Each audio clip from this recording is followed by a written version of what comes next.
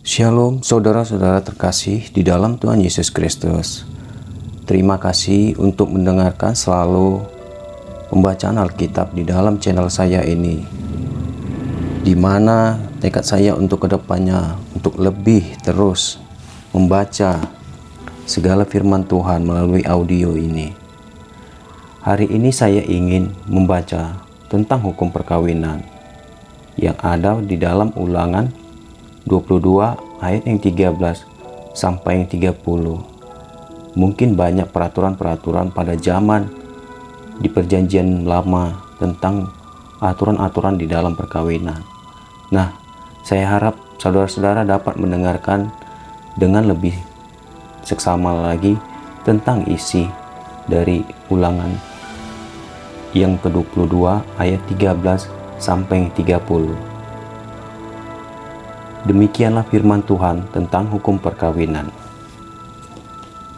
Apabila seseorang mengambil istri dan setelah mengampiri perempuan itu menjadi benci kepadanya, menuduhkan kepadanya perbuatan yang kurang senonoh, dan membusukkan namanya dengan berkata, "Perempuan ini kuambil menjadi istriku, tetapi ketika ia kuhampiri, tidak ada dapat kudapati padanya tanda-tanda keperawanan."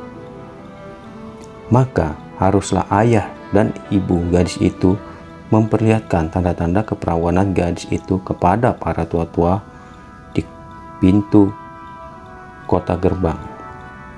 Dan ayah si gadis haruslah berkata kepada para tua-tua itu, "Aku telah memberikan anakku kepada laki-laki ini menjadi istrinya, lalu ia menjadi benci kepadanya. Dan ketahuilah, ia menuduhkan perbuatan yang kurang senonoh dengan berkata, tidak ada kudapati tanda-tanda keperawanan pada anakmu. Tetapi inilah tanda-tanda keperawanan anak itu." Lalu haruslah mereka membentangkan kain itu di depan para tua-tua kota. Maka haruslah para tua-tua kota itu mengambil laki-laki itu, mengajar dia, mendenda dia 100 shikal perak, dan memberikan perak itu kepada ayah si gadis, karena laki-laki itu telah membusukkan nama seorang perawan Israel. Perempuan itu haruslah tetap menjadi istrinya selama hidupnya, tidak boleh laki-laki itu menyuruh dia pergi.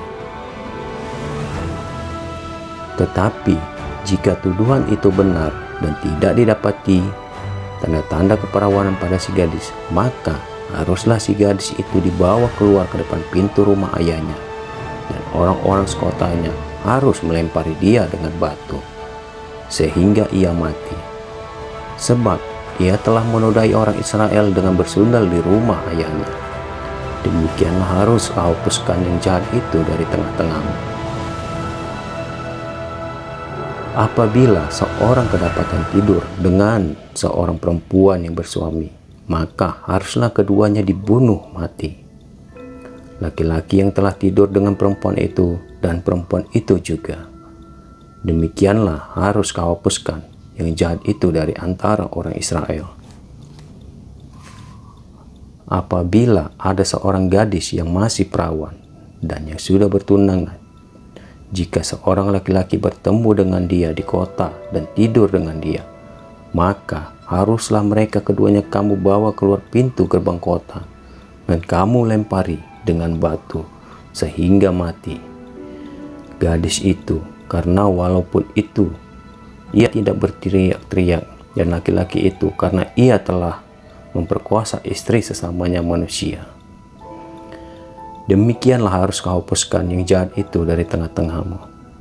Tetapi jikalau di padang laki-laki itu bertemu dengan gadis yang telah bertunang itu, memaksa gadis itu tidur dengan dia, maka hanyalah laki-laki yang tidur dengan gadis itu yang harus mati.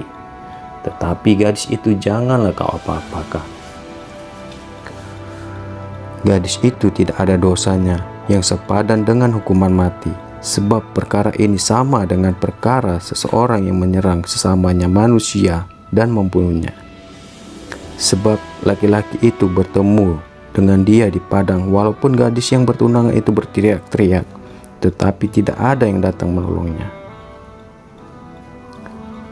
Apabila seseorang bertemu dengan seorang gadis yang masih perawan dan belum bertunangan, memaksa gadis itu tidur dengan dia, dan keduanya kedapatan, maka haruslah laki-laki yang sudah tidur dengan gadis itu memberikan 50 sikal perak kepada ayah gadis itu. Dan gadis itu haruslah menjadi istrinya, sebab laki-laki itu telah memperkosa dia selama hidupnya. Tidak boleh laki-laki itu menyuruh dia pergi. Seorang laki-laki janganlah mengambil istri ayahnya, dan janganlah menyingkapkan puncak kain ayahnya. Demikianlah pembacaan firman hari ini tentang segala aturan yang ada pada zaman Perjanjian Lama. Marilah kita tutup dengan doa.